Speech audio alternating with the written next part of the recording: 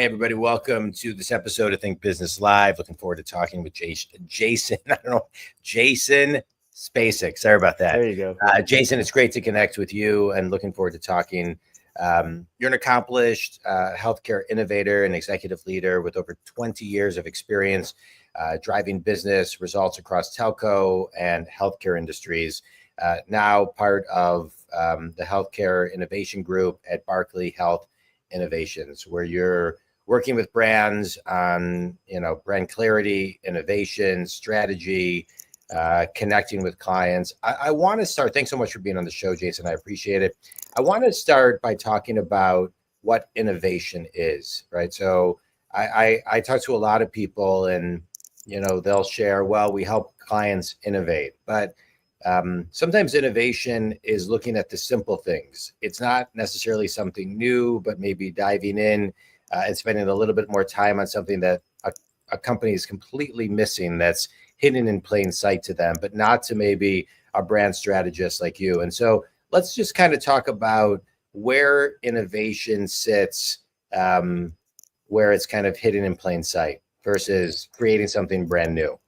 Yeah, I think, innovation sits on sort of a spectrum, right, as I think about it. And so you can certainly have that transformational innovation where you're building something brand new from scratch. And we've done a lot of that kind of work as well. But a lot of times incremental innovation can be just as effective, right? And so healthcare, as we know, where we work a lot, has got lots of challenges to it. And so there's lots of different areas and nooks and crannies to find ways to innovate. So it doesn't always have to be these gigantic transformational efforts. And one of the things that we like to think about a lot is this idea of a fuel versus friction mindset, right? So a lot of times, especially sitting inside of a brand agency and doing a lot of brand work, the default mindset for a lot of people is for fuel. We need more fuel, right? And by fuel, I mean things like we need more advertising, we need more messaging, we need more channels communicating, we need more, product features and benefits, or a lower price or whatever, right? So all those like go things. And in reality, to kind of fit with your question, a lot of what we find is it's the friction side of the house that often is where innovation can exist, right? And so where are things getting in the way for your customers to do business with you in the way that you want them to? And so we spend a lot of time with organizations starting with that sort of friction mindset and thinking first about, how do we make things easier for transactions to happen, for relationships to build, for retention to happen, all those sorts of things. And that friction mindset can often help people get unstuck in a way that the fuel mindset, again, a lot of times it's just adding more noise or more fuel to the fire. So let's talk about that. I love the word retention because I think it's something that sometimes people forget about. Sometimes we're looking so often to generate new clients, which is important, that we forget kind of about retention. And so talk about how you work with clients on that piece. Yeah, I mean, it's one of those things where, to your point, it's a lot easier to keep the customers that you have as opposed to finding new ones. And so, again, we see a lot where the default mode, again, is that fuel-based mindset where people are constantly focused on acquisition, right? And so, again, there's huge benefit in focusing more on a retention basis, right? And so, again, it's a lot of those incremental little miniature moments, right? We think a lot in terms of moments that matter, right, for people. From a customer perspective, if you think about it through the lens of, for example, a health insurance plan, right? What are the moments that matter most to that individual during their health plan, right? So getting deep into research and understanding and insights with those people can help you unpack that. So those might be things like my ID card comes in the mail and now I'm having anxiety about how do I use my plan and how do I find the provider that I need, right? I just have a medical condition come up, or whether it's an emergent one or a planned one, right? How do I get the care that I need? How do I find, the services that I need? A claim comes in. Is it paid the way I think it's going to be paid? Has it been denied? So there are these, moments that you can start to deconstruct in any industry, right? But certainly in the work that we do in healthcare, to understand what are the moments that really make the difference for people, and often are the dividing line between people that stay with you and people that leave. Yeah. Let's talk about the friction and making things easier. In the healthcare industry, there seems to be a lot of friction. There's the advertising to get them in the door, and then getting them in the door where it maybe doesn't feel so easy.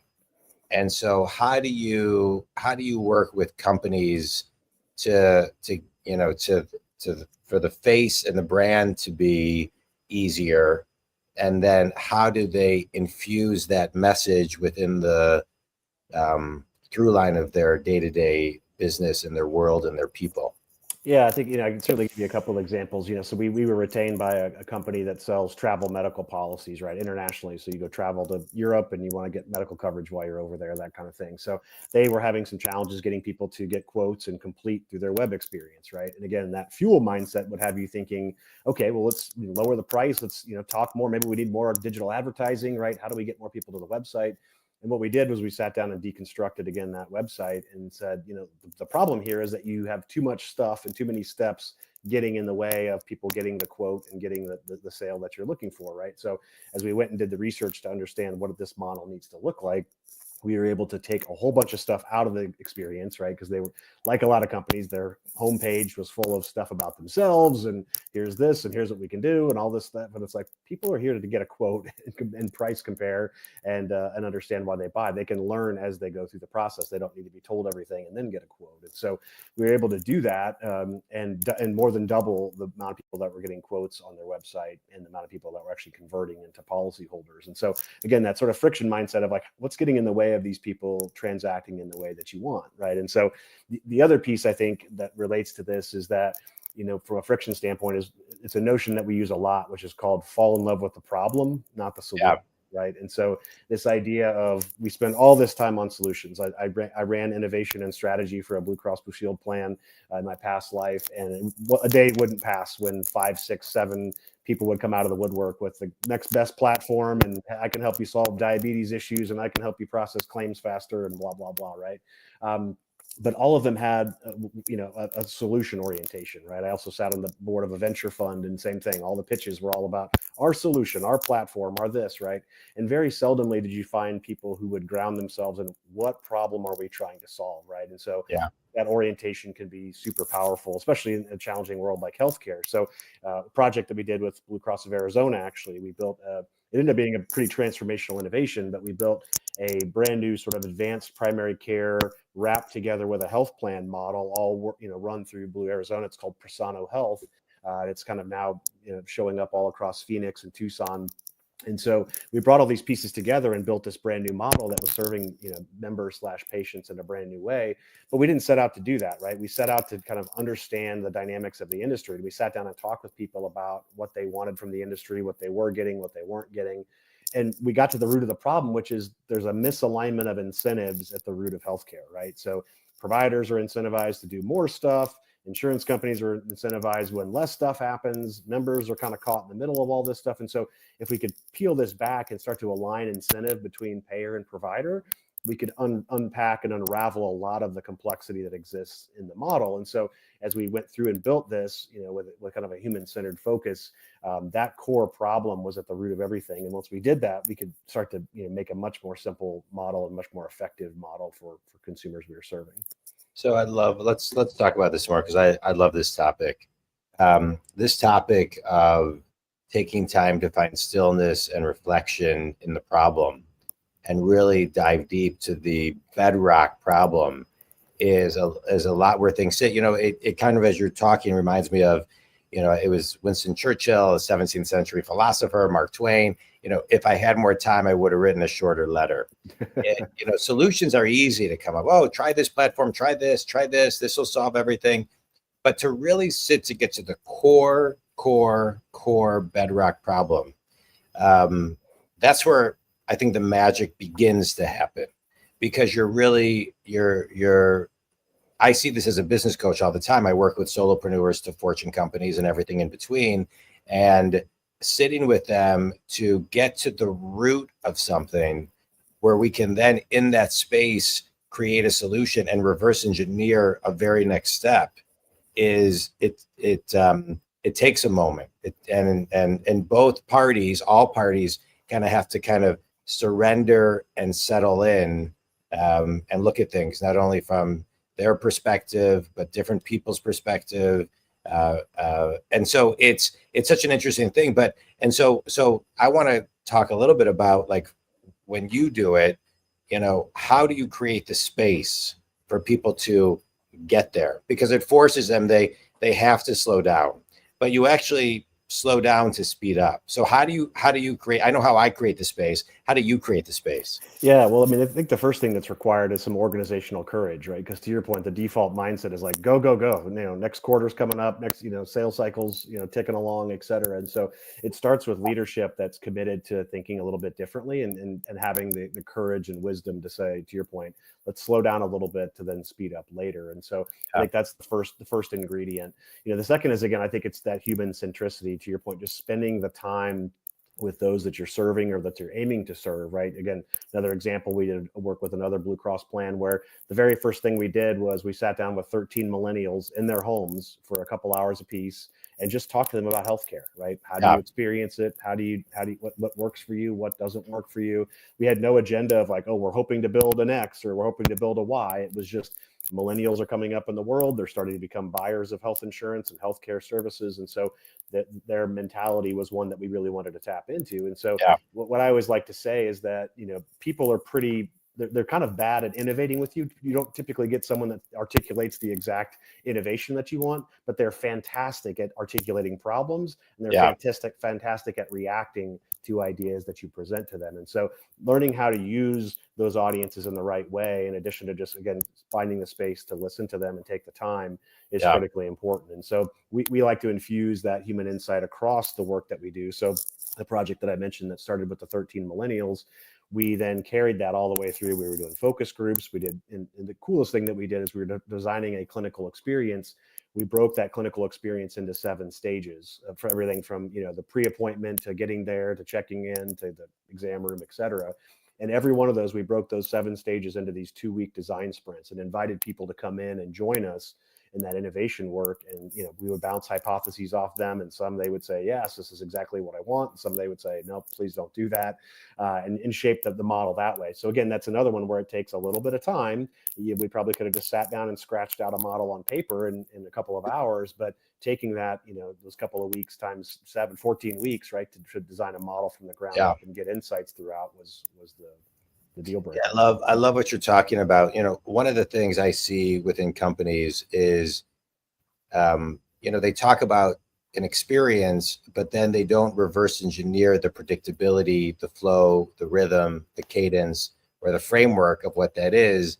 And so everybody kind of interprets it differently and then executes and lives it in a different kind of way. And so it lacks continuity. Or companies, I work with some companies, they spend tens of millions or more on technology, but they can't get their people to use it. And there's very simple solutions that I work with them on how to get them to actually use it and reverse engineer the flow and the cadence and the rhythm and the framework that you're talking about, because I think you have to spoon feed all of that. Otherwise people just interpret it their own way. So I love what you're talking about. I think people crave but necessarily can't define predictability, and that predictability in an experience, which we see at the Apple Store all the time, is kind of simple and right in front of us. But I don't, more and more people need to your point, have organizational courage to change the pace of things, reverse engineer, and fall in love a little bit more with the problem, and spend 3 hours, 1 hour, which is in silence, to just think. I don't think people are thinking enough, and spending that time to be still and reflect.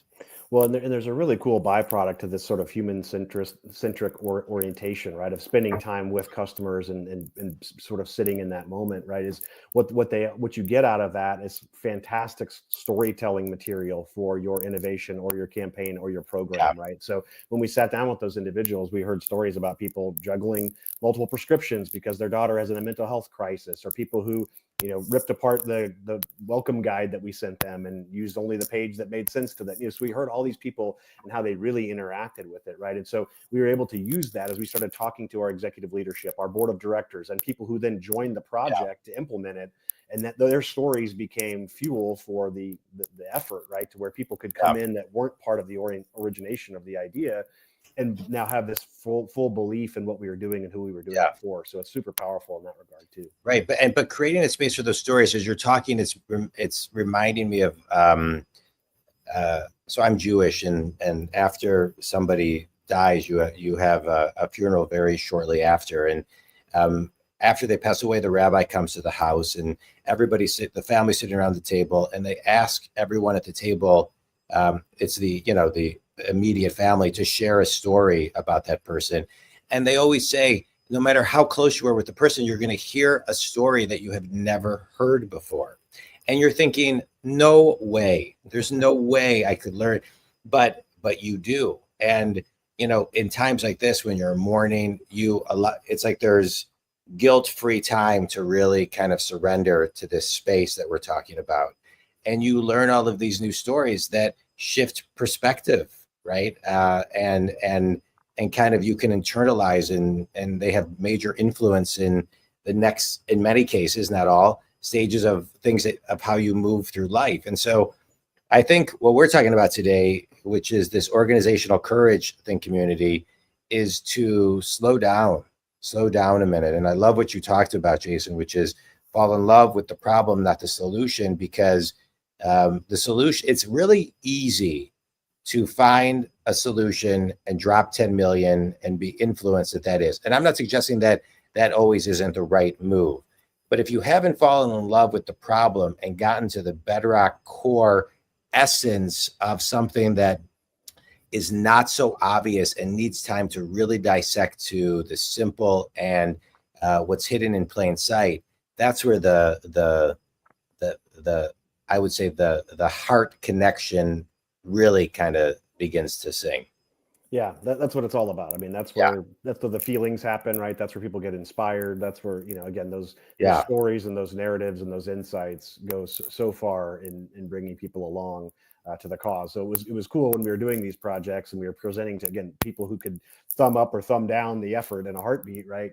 It was no longer what my opinion was. It wasn't my perspective on why we should do it. Like, listen to the people that you're hearing their stories, right? And let them tell you why this is needed. So, yeah. Well, it's like the old story of Sam Walton goes, he would be at the boardroom. They'd bring all this data and suggesting what he needed to do. And he would look around the table and say, this is, I don't know if this is an urban legend or a real story, and say, well, I have this group around this table. Nobody even shops at Walmart, and they're telling me based on data what to do.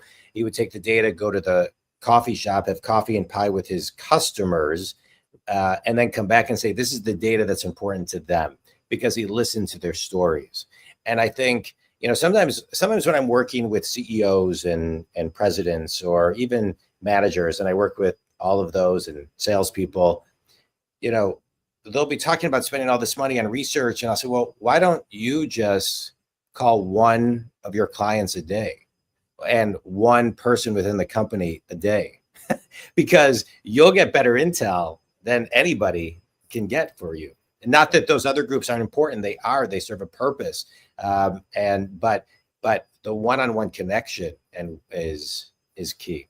Yeah, there's a lot of leaders out there that have gotten very insular, right? Where, to your point, when's the last time you've talked to someone that is served by your product or service, right? Correct.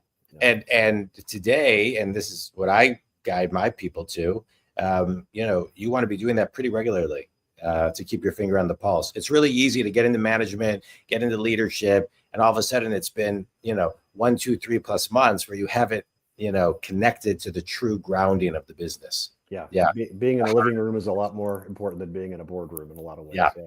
Amen. All right. Quick speed round. Book that's had a big impact on you.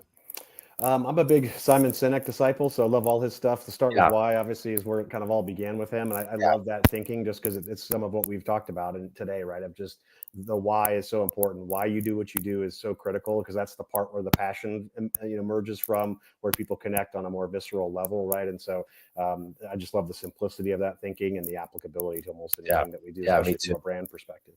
Yeah, I love his work. Best piece of wisdom you've ever received?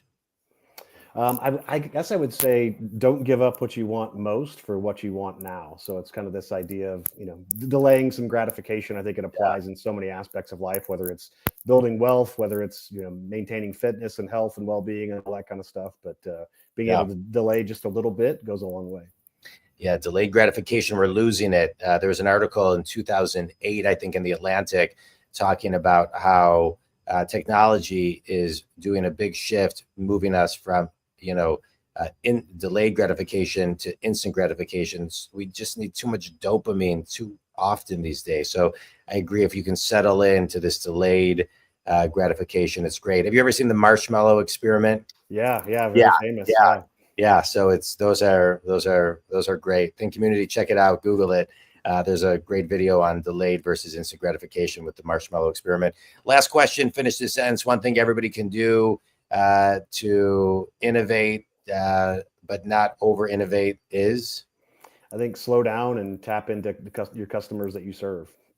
I love it. Tell everybody who your ideal clients are and how they can connect with you, Jason. Yeah, so we work with health insurers, health systems, provider practices, digital health companies, startups, you name it, anyone that's touching the healthcare universe in some way, shape, or form. And we're really interested in working with, executives that are looking to think differently about the challenges that they have in healthcare and how to unlock growth for their organization, and hopefully be challenged to think about things in a little bit of a new way. It's great.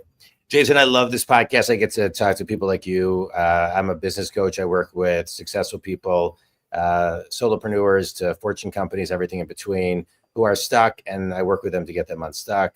I love this podcast because I get to have guests like you who give guidance on how you're doing it, how your company is doing it, and it helps so many other people. You said a lot of great things today, but I want to kind of just highlight one thing that I know I've said a couple of times, but I want to say it again. Think Community, fall in love with the problem. And fall in love with the problem until you get to the core piece that ignites something that you didn't even think was there. It takes a little bit of time, but it has a meaningful, compounding, big impact. And you're going to see the differential goes a long, long way. Jason, this was great. Tell everybody one more time where they can connect with you. Yeah, website's barkleyOKRP.com. So hit us up at newbiz@barkleyOKRP.com. All right. And you can reach me if you want to talk about business coaching at jondwoskin.com. Jason, this was great. Appreciate your time and your insights. Thanks. Loved it. Thanks for having me. Thanks.